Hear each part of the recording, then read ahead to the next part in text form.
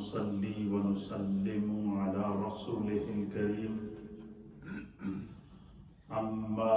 بعد فأعوذ بالله من الشيطان الرجيم بسم الله الرحمن الرحيم قل صدق الله فاتبعوا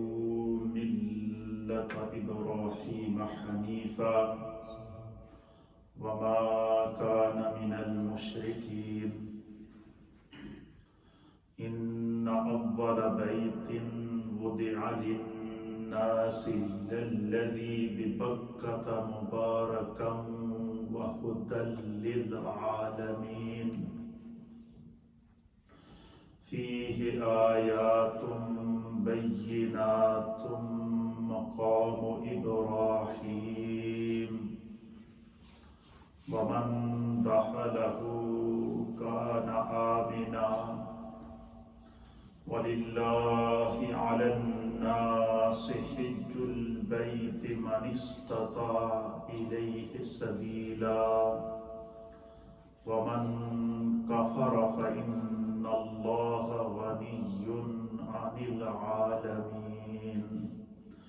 صدق الله مولانا العظيم وصدق رسوله النبي الأمين الكريم إن الله وملائكته يصلون على النبي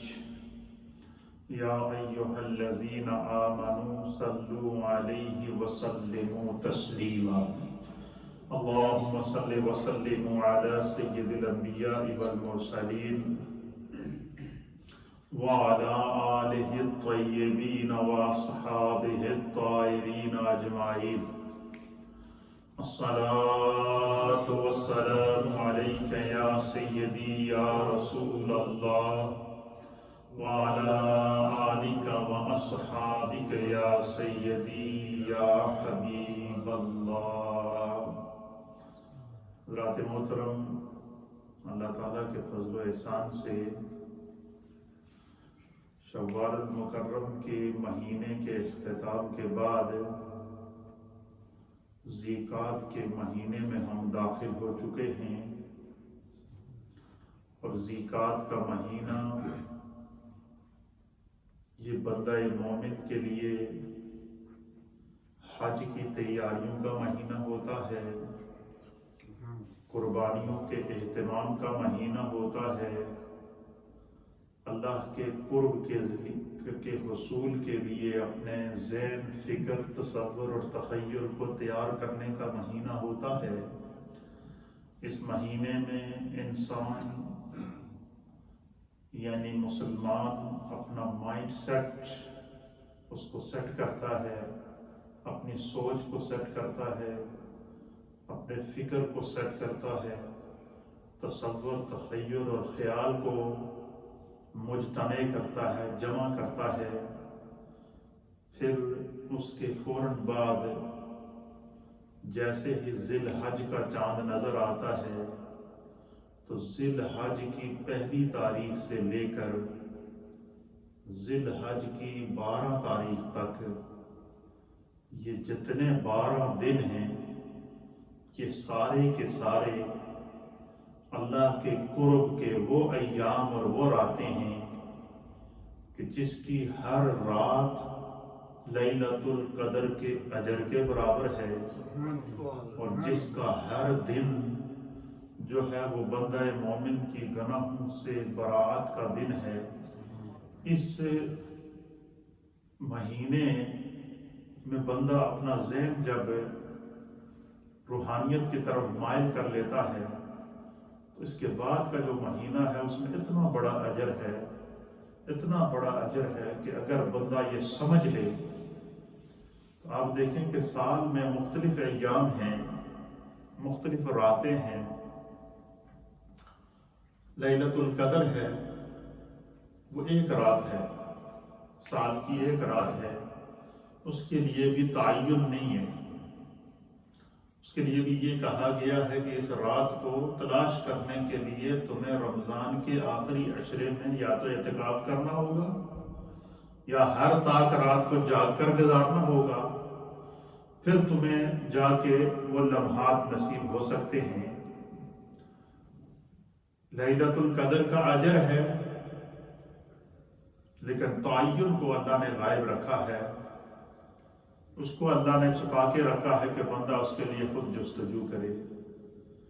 اسی طریقے سے پھر رمضان کا مہینہ آ جاتا ہے۔ رمضان کے مہینے میں بھی اللہ تعالیٰ نے بندہ مومن کے لیے پورا مہینہ دن رات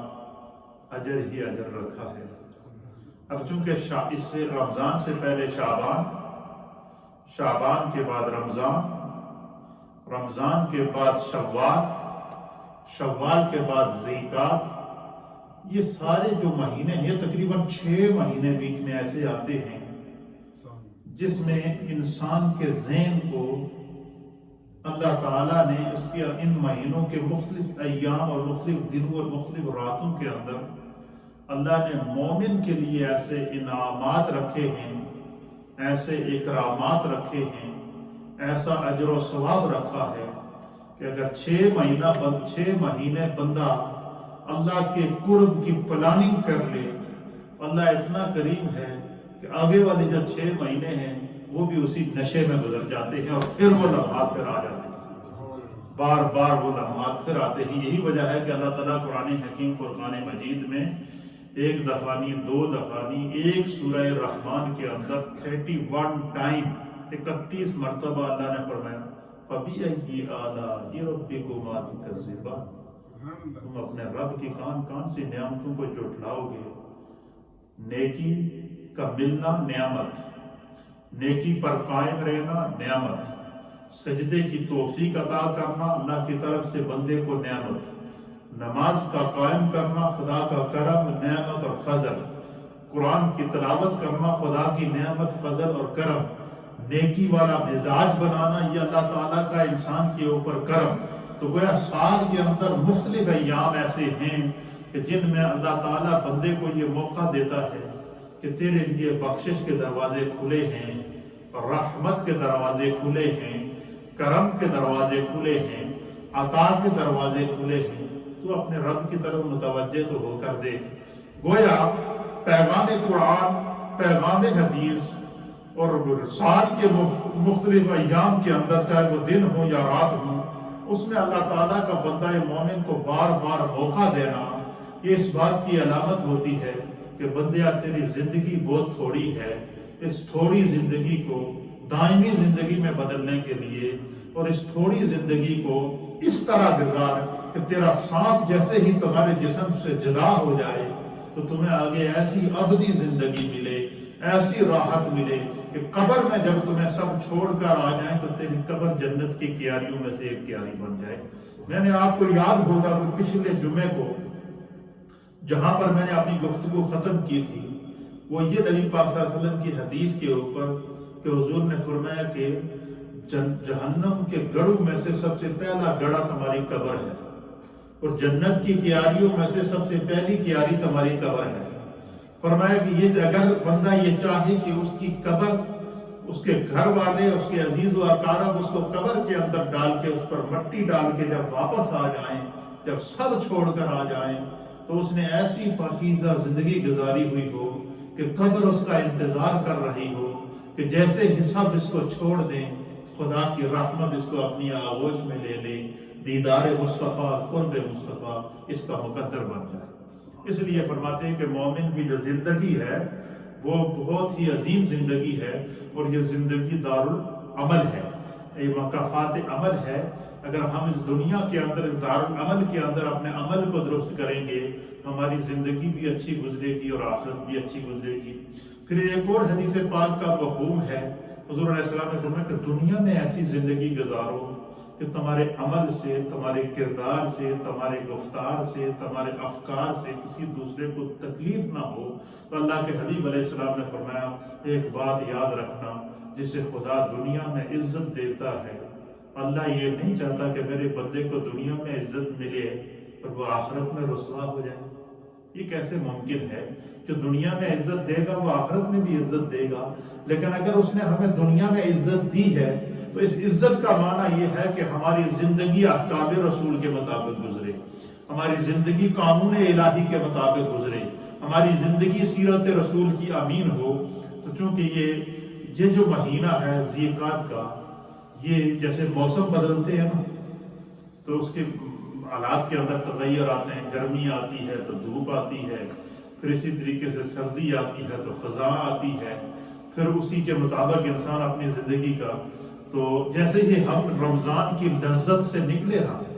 رمضان میں ہمیں روزہ نصیب ہوا، رمضان میں تراویح نصیب ہوئی، رمضان میں تلاوت قرآن نصیب ہوئی، رمضان میں ختم قرآن نصیب ہوا، رمضان میں اعتکاف کی دولت ملی ہے، رمضان میں کیا کیا خدا نے انعامات نہیں دیے کہ جس کو ہم شمار کریں تو نہیں کر، ابھی اسی نشے میں گم ہی تھے تو موسم بدلی ہوا، تو رمضان کے بعد خدا نے حج کا موسم دے دیا۔ اب حج کے موسم کے لیے ضروری کیا ہے کہ سب سے پہلے تو بندہ یہ غور کرے کہ جس رب نے مجھے اتنی عزت دی ہے، تکریم دی ہے، مال دیا ہے، دولت دی ہے، وہ یہ چاہتا ہے کہ میری جو اللہ نے مجھے دولت دی ہے، میری مراد یہ ہے کہ اس سے مراد ہر مسلمان ہے، کہ ہر مسلمان یہ سوچے کہ جو خدا نے مجھے مال و دولت دیا ہے، اللہ یہ چاہتا ہے کہ سب سے پہلے تمہاری کمائی ہوئی دولت تم اپنے اوپر خرچ کرو۔ کیا کرو؟ اپنے اوپر۔ ہمارے ہاں لوگ یہ پلان کرتے رہتے ہیں جی کہ پھر کبھی بڑی زندگی پڑی ہے کبھی حج کر لیں گے، لیکن آپ مجھے یہ بتائیں کہ یہ جو کووڈ-19 ہے اس نے زندگی کا موقع دیا؟ لاکھوں لوگ لقمہ اجل بن گئے، سانس رکی کی رکی رہ گئی، سانس اٹکی کی اٹکی رہ گئی، دولت بھی وہی رہ گئی، ثروت بھی وہی رہ گئی، بینک بیلنس بھی وہی رہ گیا، اور مال و دولت اقتدار بھی وہی رہ گیا، اور بندہ جب اس دنیا سے کہتے ہیں کہ سکندر جب گیا اس دنیا سے تو دونوں ہاتھ خالی تھے۔ اس لیے جیسے ہی انسان یہ پلان بنائے، ہر مسلمان چاہے وہ مرد ہو یا وہ عورت ہو، جب آپ کو یہ اندازہ ہو جائے کہ آپ صاحب نصاب ہیں، سب سے پہلی یہ ذمہ داری ادا کریں کہ اگر میں نے حج نہیں کیا تو میں نے سب سے پہلے حج کرنا۔ کیوں؟ یہ میرے ذمہ خدا نے زندگی میں ایک دفعہ فرض کیا ہے، زندگی کا کوئی پتہ نہیں کہاں ختم ہوتی ہے، اس لیے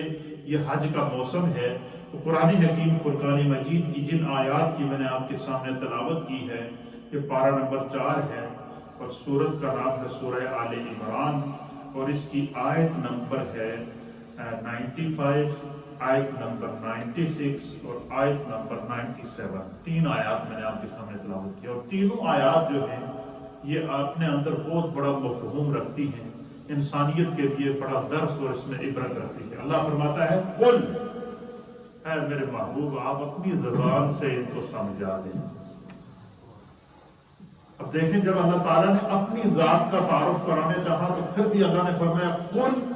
هو اللہ واحد۔ اب محبوب آپ اپنی زبان سے ان کو بتائیں کہ اللہ ایک ہے۔ تو جس کام کی بڑی اہمیت ہو اس میں خدا چاہتا ہے کہ خدا کا پیغام بھی اس میں شامل ہو، مصطفیٰ کا پیغام بھی اس میں شامل ہو، اور جن جن آیات اور جن جن صورتوں کا آغاز لفظ قل سے ہو رہا ہے، اس کا ہمارے مفسرین اور محدثین نے لکھا ہے کہ اس میں جو سب سے بڑا اور پیارا مفہوم اس کا یہ ہوتا ہے کہ قل کا معنی ہے اللہ کہتا ہے کہ اے محبوب آپ اپنی زبان سے کہیں۔ کیا فرماتا ہے اللہ؟ کہ محبوب آپ اپنی زبان سے فرما دیں۔ اس کا معنی کیا ہے کہ پیغام تو خدا کا ہے، اللہ یہ چاہتا ہے کہ میرا پیغام دنیا تک پہنچے، میرا پیغام انسانیت تک پہنچے، میرا پیغام انسان کے ذہن، دماغ، دل اور فکر اور خیال تک پہنچے، لیکن اس وقت میرا پیغام بھی میرا ہو، زبان مصطفیٰ کی ہو۔ اب یہاں یہ جو آیات میں نے آپ کے سامنے 3 آیات سورہ آل عمران کی تلاوت کی ہیں، ان 3 آیات کے اندر احکام حج بیان کیے گئے۔ کیا کیے گئے ہیں؟ حج کے احکام بیان کیے گئے ہیں، لیکن حج کے احکام بیان کرنے سے پہلے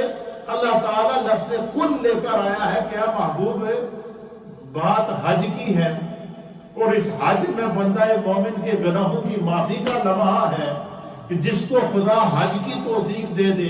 وہ اس طرح ہو جائے گا کہ ولدتہ امہ، وہ گناہوں سے اس طرح پاک ہو جائے گا کہ گویا کہ اس کی ماں نے اسے ابھی جنم دیا ہے۔ تو بندے کی نئی زندگی شروع ہونے کا موقع ہے، لہذا یہ بڑی خوشخبری ہے کہ خدا انسان کو زندگی میں ایسا موقع دے دے کہ اس کے سارے گناہ معاف ہو جائیں، اور جب وہ واپس لوٹے تو بالکل اس طرح ہو کہ جس طرح کہ اس کی ماں نے گویا اس کو ابھی جنم دیا ہے، ابھی اس کی ماں نے اسے پیدا کیا ہے۔ تو فرمایا کہ جب بندے کو ایک نئی زندگی کا موقع مل رہا ہے، تو ایک آپ مجھے بتائیں کہ جب کوئی اللہ نہ کرے کسی بندے کا کوئی حادثہ ہو جائے یا ایکسیڈنٹ ہو جائے، یا آپ کووڈ-19 کو ہی لے لیں کہ اس کووڈ-19 کے اندر کتنے لوگ وینٹیلیٹر سے واپس آئے ہیں، وینٹیلیٹر میں گئے ہیں، زندگی سے ہاتھ دھو بیٹھے، لیکن سانس واپس پلٹ آئی۔ اب وہ جو واپس وینٹیلیٹر سے واپس آئے، جب ہم انہیں ملتے ہیں تو ہم انہیں کہتے ہیں خدا کا شکر ہے، خدا نے تمہیں نئی زندگی دی۔ یہ ہم کہتے ہیں یا نہیں کہتے؟ یا کوئی بندہ کسی حادثے میں یا ایکسیڈنٹ کے اندر بہہ جائے، آپ مجھے بتائیں اسی رمضان کے اندر آخری عشرے میں آپ نے دیکھا اسلام آباد سے کراچی جہاز جا رہا ہے، وہ جہاز نہیں بیٹھ سکا، وہ جہاز کرش ہو گیا، 170 مسافر تھے، کتنے تھے؟ سب کے سب سے 170 میں سے 2 مسافر ایسے بچے ہیں جو اوپر سے نیچے جہاز کرش بھی ہو گیا، اس میں سے بالکل سیف باہر نکل آئے، باقی 168 جو ہے وہ وہیں شہید ہو گئے، فوت ہو گئے۔ اب مجھے بتائیں، اب وہ جو 170 میں سے وہ جو 2 بچے ہیں، انہوں نے موت اپنے سامنے دیکھی ہے یا کہ نہیں دیکھی ہے؟ اور پھر انسان یہ سوچتا ہے کہ یا اللہ تعالیٰ نے دیکھو جسے خدا بچانا چاہے۔ اب زندگی کے ایسے مرحلے سے جب بندہ گزر کر واپس آتا ہے، اب ہر آدمی اسے یہی جب جو بھی ان سے ملتا ہے کہتا ہے خدا کا شکر ہے، خدا نے تمہیں نئی زندگی دی ہے۔ اسی طریقے سے ہر وہ شخص جسے اللہ تعالیٰ دین و دنیا کی دولت عطا فرماتا ہے، جب وہ صاحب نصاب ہو جاتا ہے تو اس دولت اور انعام کو اگر وہ خدا کے راستے کے اوپر اسی طریقے سے خرچ کرتا ہے جس طریقے سے اللہ تعالیٰ اور اس کے رسول نے حکم دیا ہے، تو پھر اللہ اسے زندگی میں ایک نئی زندگی کا موقع دیتا ہے، اور وہ موقع حج کی صورت میں ہوتا ہے۔ جب بندہ حج کرتا ہے تو کیا ہوتا ہے؟ وہ اس سارے گناہوں سے کیا ہو جاتا ہے؟ پاک ہو جاتا ہے، اللہ اسے ایک نئی زندگی عطا کرتا ہے۔ یہ 3 آیات میں نے آپ کی خدمت میں پیش کی ہے۔ تو ان میں سے جو آیت ہے، آیت نمبر سورہ آل عمران کی آیت نمبر ہے 95، اس میں اللہ رب العالمین ارشاد فرماتا ہے، قل، اے میرے محبوب آپ ان کو فرما دیں، آپ ان سے کہہ دیں، کیا کہہ دیں؟ صدق اللہ، اللہ کا قول کتنا سچا ہے، خدا نے سچ فرمایا ہے۔ اب دیکھیں اعلان حضور کر رہے ہیں، نوید مومن کے لیے ہے، خوشخبری مومن کے لیے ہے، اور کس طرح اعلان ہو رہا ہے؟ قل، اے محبوب آپ اپنی زبان سے ان کو کہہ دیں صدق اللہ، کہ اللہ تعالیٰ نے سچ فرمایا ہے۔ کیا فرمایا ہے؟ فَاتَّبِعُوا مِلَّةَ إِبْرَاهِيمَ حَنِيفًا، اللہ نے سچ فرمایا کہ تم ابراہیم کی ملت کی پیروی کرو، حنیفہ، جو باطل کو چھوڑ کر حق کی طرف رجوع کرنے والے۔ اب حج کے اعلان سے پہلے اللہ تعالیٰ تذکرہ حضرت ابراہیم کر رہا ہے، اور ملت ابراہیم کی پیروی کرنے کا معنی کیا ہے؟ کہ حج کے ان مقامات کے اوپر حضرت ابراہیم علیہ السلام نے اپنے رب کی رضا کے لیے جتنے بھی ادائیں کی ہیں، جتنے بھی احکام ادا کیے ہیں، ہر بندہ جا کر اس کو وہ حکمت سمجھ میں آئے یا نہ آئے، وہ ابراہیم علیہ السلام کی ان اداؤں کو زندہ کر لے، خدا بھی اس سے خوش ہو جائے گا، مصطفیٰ بھی اس سے خوش ہو جائیں گے، ابراہیم علیہ السلام بھی اس سے خوش ہو جائیں گے، اور خدا اسے ایک نئی زندگی دی عطا فرمائے۔ کتنا بڑا انعام ہے، آپ دیکھیں حج کے احکام سے پہلے اللہ تعالیٰ فرماتا ہے کہ تمہیں ابراہیم علیہ السلام کی ملت کی پیروی کرو۔ کیوں؟ کہ حج نام ہی ادائے ابراہیم کو زندہ کرنے میں ہے۔ اور پھر میں کیا کہ ایک ابراہیم علیہ السلام کی خصوصیات اللہ نے بیان فرمائی۔ پہلے کیا ہے؟ ملت ابراہیم حنیفہ، کہ ابراہیم علیہ السلام کی ملت پر کی پیروی کرو، حنیفہ، جو باطل کو چھوڑ کر حق کی طرف ساری زندگی ان کی حق پر قائم رہی، باطل کو، نمرود کو انہوں نے تسلیم نہیں کیا، اس کی خدائی کو انہوں نے راند کے رکھ دیا اور خدا کی وحدانیت اور اللہ تعالیٰ کے احکام کو انہوں نے دنیا تک پہنچایا۔ پھر وما کان من المشرکین، ابراہیم علیہ السلام کی جہاں ایک خصوصیت تھی اور دوسری خصوصیت یہ تھی کہ وہ شرک کے قریب نہیں جاتے، مشرکین میں سے نہیں تھے۔ پھر اللہ فرماتا ہے ان اول بیت وضع للناس، آج میں صرف ان آیات کو ترجمہ کروں گا، پھر انشاءاللہ احکام حج آگے پیش کروں گا۔ فرمایا کہ ان اول بیت وضع للناس، کہ بے شک سب سے پہلا گھر جو اللہ تعالیٰ نے عبادت کے واسطے بنایا ہے وہ کیا ہے؟ فرمایا کہ للذی ببکہ مبارکن، وہ مکہ کے اندر ہے، مبارکن بڑا برکت والا ہے۔ اس سے مراد بیت اللہ شریف ہے، خانہ کعبہ شریف ہے، کہ خانہ کعبہ شریف کے اندر اللہ رب العالمین اس طرف اشارہ دے رہا ہے کہ جب بندہ مومن جو ہے وہ اس مقدس جگہ پر جائے گا جس جگہ کو اللہ تعالیٰ نے مومن کے لیے حج اور برکات اور بخشش کا ذریعہ بنایا ہے، فرمایا وہ اول بیت وضع للناس، سب سے پہلا گھر ہے زمین کے اوپر، تو یہ پہلا اس سے مراد خانہ کعبہ ہے۔ تو خانہ کعبہ کا پہلا گھر ہونا یہ اللہ رب العالمین کی طرف سے بندہ مومن کے لیے وہ احکامات ہیں اور بندہ مومن کے لیے وہ ایک ایسی جو ہے وہ کرم اور فضل کی بات ہے کہ حضرت آدم علیہ السلام جب زمین پر نیچے اترے تو آپ جو ہے وہ جنت میں تھے، اور پھر جنت میں بھی اللہ تعالیٰ نے آپ کو وہ مقام عطا فرمایا تھا کہ آپ کو عرش الہی کے نیچے جو اللہ تعالیٰ نے فرشتوں کا کعبہ بنایا ہے اسے بیت المعمور کہتے ہیں۔ حضرت آدم علیہ السلام کو خدا نے یہ توفیق عطا فرمائی ہے کہ انہوں نے فرشتوں کا جو کعبہ ہے اس کا بھی طواف کیا ہے، اور روئے زمین کے اوپر موجود جو انسانوں کا کے لیے کعبہ بیت اللہ شریف ہے اس کا بھی طواف کیا ہے، اور اس کی بنیادیں بھی اپنے ہاتھوں سے رکھی ہیں، اور قیامت تک آنے والے مومنین کے لیے گناہوں کی جو ہے وہ بخشش کا سبب۔ اس سے جہاں اور باتیں پتہ چلتی ہیں وہاں ایک بات کے لکھتے کہ خانہ کعبہ جس جگہ پر ہے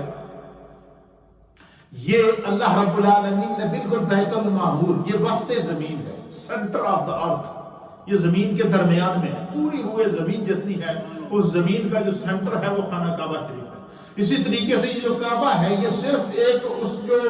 بیت اللہ کی جو آپ کے عمارت نظر آ رہی ہے صرف اس کا نام کعبہ نہیں ہے، بلکہ اس عمارت سے لے کر عرش الہی تک، چاہے یہ منظر فضائی منظر ہو، چاہے یہ پہلے آسمان ہو، دوسرا آسمان ہو، تیسرا آسمان ہو، چوتھا آسمان ہو، پانچواں ہو، چھٹا ہو، ساتواں ہو، سدرا ہو، اور پھر جو ہے وہ عرش الہی اور پھر لامکاں ہو، یہ سارے کا سارا جو منظر ہے سارے کا سارا، اور اسی طریقے سے اتنا ہی 7 زمینیں ہیں جہاں خانہ کعبہ ہے، 7 آسمان اوپر اور 7 زمینوں نیچے تک کے لیے، ہر ایک کے لیے یہ کعبہ ہے۔ یعنی جس زمین پر ہم رہ رہے ہیں ہمارا بھی یہ قبلہ ہے، اس کے علاوہ جو خدا نے 6 زمینیں بنائی ہیں ان کا قبلہ بھی یہی ہے، کیونکہ اس کی بنیادیں زمین کے شروع سے جہاں سے فرسٹ زمین ہے وہاں سے اس کی بنیادیں اٹھ رہی ہے، اور ہر زمین والوں کے لیے یہ کعبہ ہے، ہر آسمان والوں کے لیے یہ کعبہ ہے، ہر جو ہے وہ پھر عرش الہی کے اوپر، اسی کے اوپر پھر اللہ نے ایک اور نورانی کعبہ جو جس کا فرشتے طواف کرتے ہیں اسے بیت المعمور کہتے ہیں۔ تو فرمایا کہ اول بیت، یہ خدا کی طرف سے مومنوں کے لیے سب سے پہلا اللہ کا گھر ہے، چاہے وہ عرش الہی کے نیچے بیت المعمور ہو اور چاہے یہ زمین کے اوپر جو ہے وہ خانہ کعبہ شریف ہو، مبارکن، فرمایا بڑا برکت والا ہے، ہدی للعالمین، تمام جہان کے لوگوں کے لیے اللہ نے اس میں ہدایت رکھی ہے۔ کیا رکھی ہے؟ جہاں خانہ کعبہ میں جانے سے جہاں ایک فائدہ مومن کا یہ ہوتا ہے کہ اس کے گناہ معاف ہو جاتے ہیں، اور دوسرا اس کی برکت، مبارکن سے مراد برکت والے سے مراد کیا ہے؟ اس کی دوسری برکت یہ ہے کہ جسے اللہ حج یا عمرے کی سعادت نصیب کر دے، جو ان جگہوں سے کو جو ہے وہ ان جگہوں سے ہو کر آ جائے، ان کی زیارت کر کے آ جائے، خدا اسے گمراہ نہیں کرتا، وہ ہدایت پر قائم رہتا ہے، وہ ہدایت پر قائم رہتا ہے۔ فرمایا فیہ آیات بینات، اس میں خدا نے بڑی نشانیاں رکھی ہے، اور ان نشانیوں میں سے ایک نشانی کیا ہے؟ مقام ابراہیم، اس میں مقام ابراہیم ہے۔ وَمَنْ دَخَلَهُ كَانَ آمِنًا، فرمایا جو اس میں داخل ہو گیا وہ مامون ہو گیا، امن والا ہو گیا، بے خوف ہو گیا۔ پھر اللہ فرماتی یہ ساری کعبہ شریف کی فضیلتیں، پھر آگے جا کر اللہ تعالیٰ ترغیب دے رہے، اتنی فضیلتیں بیان کر رہی ہے۔ اور کیسے فرمائیں؟ قل، اے محبوب آپ اپنی زبان سے ان کو بتا دیں، آپ اپنی زبان سے ان کو سمجھا دیں کہ خانہ کعبہ کی برکت کیا ہے، یہ خدا کا سب سے پہلا گھر ہے۔ خانہ کعبہ کی دوسری برکت کیا ہے؟ فرمایا کہ جو بندہ اس کا حج کرے گا خدا اس کے گناہ معاف کر دے گا۔ خانہ کعبہ کی تیسری برکت کیا ہے کہ جو بندہ خانہ کعبہ پر پہلی نظر ڈالے گا خدا اس کے جو دعا مانگے گا اللہ اس کی دعا کو قبول کر دے گا۔ خانہ کعبہ کی تیسری برکت کیا ہے؟ فرمایا اس کا جو طواف کرے گا، جو اس کا حج کرے گا خدا اس کے گناہوں کو معاف کر دے گا۔ پھر اسی طریقے سے اللہ رب العالمین نے اس کعبہ شریف کی مزید برکات کو بیان کرتے ہوئے پھر فرمایا، یہ اتنی برکتیں بیان کرنے کے بعد پھر اللہ رب العالمین نے فرمایا کہ یہ جو بندہ یہاں چلا جاتا ہے اللہ تعالیٰ کیا کرتا ہے، اس کی جو ہے وہ اس کو ہدایت عطا فرماتا ہے۔ پھر اس میں جو ہے وہ نشانیاں ہیں، اور نشانیاں مقام ابراہیم ہے، اور جو اس میں داخل ہو جاتا ہے وہ بے خوف ہو جاتا ہے۔ پھر آگے یہ ساری برکتیں بیان کرنے کے بعد پھر اللہ فرماتا ہے وَلِلَّهِ عَلَى النَّاسِ حِجُّ الْبَيْتِ مَنِ اسْتَطَاعَ إِلَيْهِ سَبِيلًا، کہ جسے اللہ تعالیٰ یہ توفیق عطا فرما دے کہ اس پر حج فرض ہو جائے، صاحب نصاب ہو جائے، تو اس کے لیے ضروری ہے کہ وہ پہلے حج کرے۔ تو ان آیات میں پیغام کیا ہے کہ جس کو خدا نے حج کی توفیق دی ہے، کوئی آج کا کام ہو، ہمارے بزرگ کہتے ہیں کہ آج کا کام کل پیرا چھوڑو۔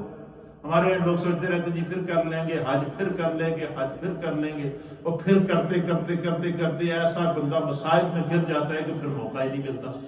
جب موقع نہیں ملتا تو پھر کیا ہوتا ہے، پھر بندہ پچھتاتا ہے۔ آپ مجھے بتائیں کہ اس وقت یہ جو کووڈ-19 آیا، یہ کورونا وائرس آیا،